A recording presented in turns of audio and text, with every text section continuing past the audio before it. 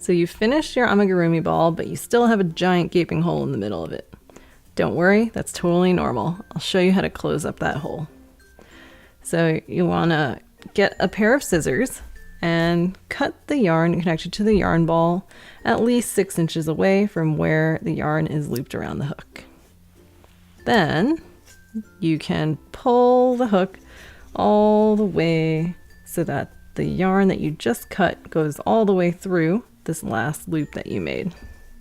Now thread that yarn tail through a tapestry needle and pick up your amigurumi ball. So if you were to keep crocheting, you would next crochet into the stitch marked by the orange stitch marker, but we're not crocheting anymore. We're closing up that hole. We are actually going to put the tapestry needle under just the front loop of this stitch marked by the orange stitch marker. So the stitch looks like a horizontal V, and the front loop is the side of the V that's closer to you. It's this one over here. So I'm going to take out my orange stitch marker. Actually, I don't need that anymore. It's getting in the way. And I'm going to put the needle from the bottom up of this V through only the front loop of that V. And then pull the yarn nice and tight. And I'm going to repeat that all the way around this last round, which was 6 stitches. So I'm going to do it a total of 6 times. And every time I'm going to pull really tight. And you can already see how it's making that center hole disappear. So you actually don't have to pull through every single stitch. If you feel like it's pretty closed off, you can stop.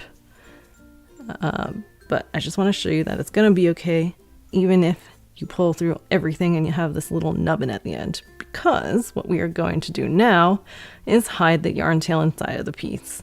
That's how you make sure everything stays nice and secure. So you're going to put your needle through the middle of all that and then push the needle out to some other side of your piece so that this yarn will get caught up inside the stuffing on the inside. And see how when I did that, even though I had a little peek before, it actually brought that peek inside. So now we've got a nice smooth amigurumi ball. And if you happen to have a lot of yarn tail left, you can stick your needle in exactly the same hole that the yarn tail is coming out of and out some other part of the piece, pulling it just enough so that the yarn tail disappears from where it was, so that you get the yarn tail more caught up on the inside of your piece. Last step is to cut the yarn tail as close as possible to the surface of your piece. And if you can still see the yarn tail, all you got to do is massage your piece until it disappears inside. And now you've got a perfectly closed off piece.